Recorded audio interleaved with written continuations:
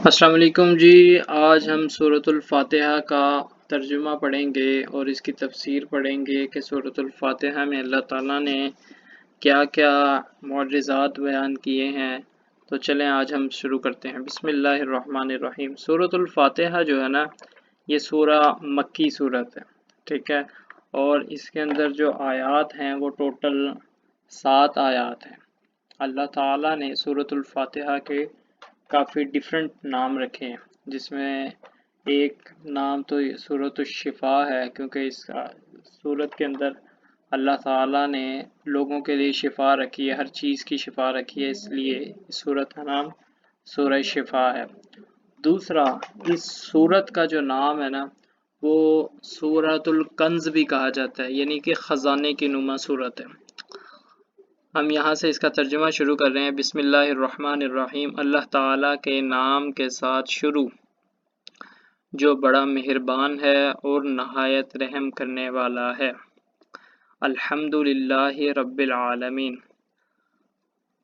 تمام تعریفیں، الحمد کا مطلب ہوتا ہے تعریف، حمد تعریف، للہ اللہ تعالیٰ کے لیے ہیں، تمام تعریفیں اللہ تعالیٰ کے لیے ہیں، رب العالمین۔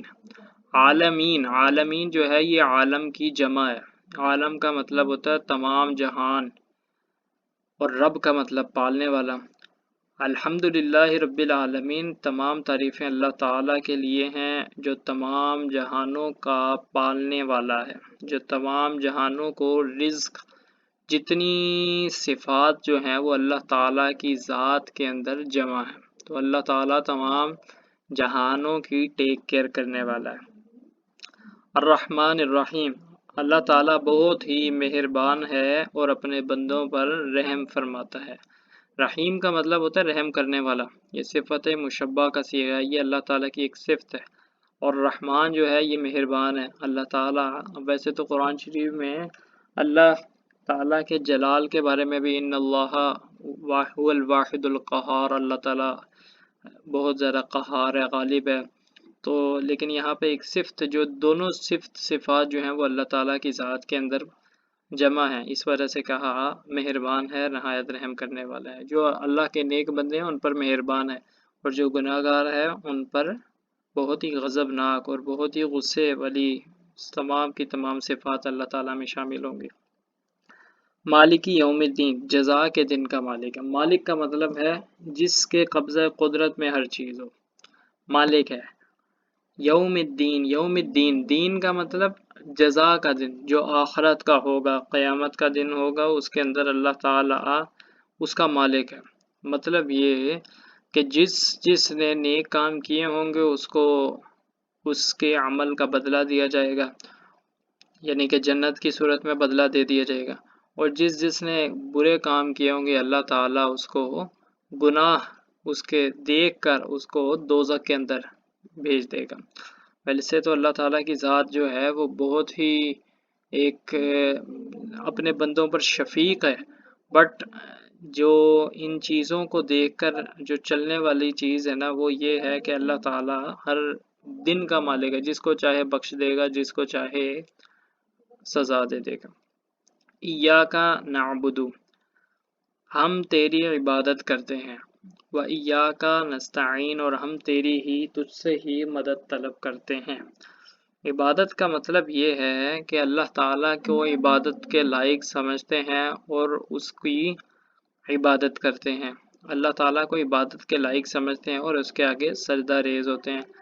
وَإِيَّاكَ نَسْتَعِينُ، اور ہم اللہ تعالیٰ سے ہی مدد طلب کرتے ہیں، یعنی کہ مدد کا جو اصل ذریعہ ہے وہ اللہ تعالیٰ کی ذات ہے۔ فار ایگزامپل، اگر کسی بندے کو ڈاکٹر کی ضرورت ہے تو شفا تو اللہ تعالیٰ نے ہی دینی ہے، لیکن وسیلے کے طور پر ڈاکٹر کے پاس جایا جاتا ہے اور وہ ڈاکٹر جو ہے وہ علاج کرتا ہے۔ اہدنا الصراط المستقیم، اللہ تعالیٰ ہمیں سیدھا راستہ عطا فرما، سیدھے راستے کی طرف ہدایت عطا فرما۔ ابھی نیکسٹ آیت کے اندر اللہ تعالیٰ نے اس جو سیدھے راستہ ہے وہ کیسے حاصل ہونا اس کی تفصیل بھی بتا دی ہے، لیکن ہمیں ابھی بتایا جا رہا ہے سیدھا راستہ۔ سیدھے راستے سے مراد جو ہے وہ ان لوگوں کا راستہ ہے من یطیع الرسول فقد اطاع اللہ، کہ جو اللہ تعالیٰ کے رسول کی اطاعت کرتے ہیں وہ اللہ تعالیٰ کی اطاعت کرتے ہیں۔ من یطیع اللہ، ان سے مراد صراط المستقیم سے مراد وہ لوگ بھی ہیں جو ومن یطیع اللہ والرسول، جو اللہ رسول کی اطاعت کرتے ہیں، فاولئک مع الذین انعم اللہ علیہم، یہی وہ لوگ ہیں جن پر اللہ تعالیٰ نے انعام فرمایا ہے۔ تو صراط المستقیم جو ہے وہ سیدھا راستہ ہے، سچائی کا راستہ ہے۔ صراط الذین انعمت علیہم، ان لوگوں کا راستہ ہے جن پر اللہ تعالیٰ نے انعام فرمایا، جیسے کہ ابھی میں نے بتایا کہ ومن یطع اللہ والرسول، جو اللہ اور رسول کی اطاعت کرتے ہیں صلی اللہ علیہ وآلہ وسلم کی، فاولئک مع الذین انعم اللہ علیہم، یہی وہ لوگ ہیں جن پر اللہ تعالیٰ انعامات عطا فرماتا ہے، جن پر اللہ تعالیٰ اپنی نعمتیں عطا فرماتا ہے۔ یہ نبیوں میں سے بھی ہوں گے، سچوں میں سے بھی ہوں گے، صالحین میں سے بھی ہوں گے، اور شہداء میں سے بھی ہوں گے۔ غیر المغضوب علیہم ولا الضالین، نہ کہ ان لوگوں کا راستہ جن پر اللہ تعالیٰ غضب فرماتا ہے، ان لوگوں کا راستہ جن پر اللہ تعالیٰ غصہ فرماتا ہے، ولا الضالین، اور نہ ہی گمراہوں کا راستہ۔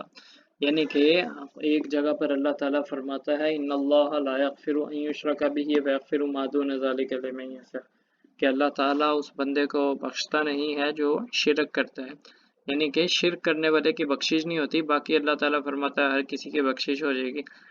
تو یہ شرک کرنے والا بھی اسی آیت کے زمرے میں آتا ہے کہ غیر المغضوب علیہم، ان پر اللہ تعالیٰ غضب فرماتا ہے، اور یہی لوگ گمراہ ہیں۔ تو انشاءاللہ ہماری نیکسٹ سیریز جو ہیں وہ بھی آتی رہیں گی۔ آپ کو اگر کسی چیز کی سمجھ نہ لگی ہو تو وہ کمنٹ سیکشن میں آپ بتائیے، اس چیز کی ہمیں سمجھ نہیں لگی، آئی ول ریسپانس یو، اور انشاءاللہ ہم کہیں سے بھی آپ کو سمجھ نہ آئی ہو تو آپ مجھے بتائیں، اور اگر اچھا لگا ہو تو یہ اپنے دوستوں کے ساتھ یہ لیکچر بھی شیئر کریں۔ انشاءاللہ ہم نیکسٹ ویڈیو میں آپ کے ساتھ حاضر ہوں گے۔ اللہ حافظ، تھینک یو۔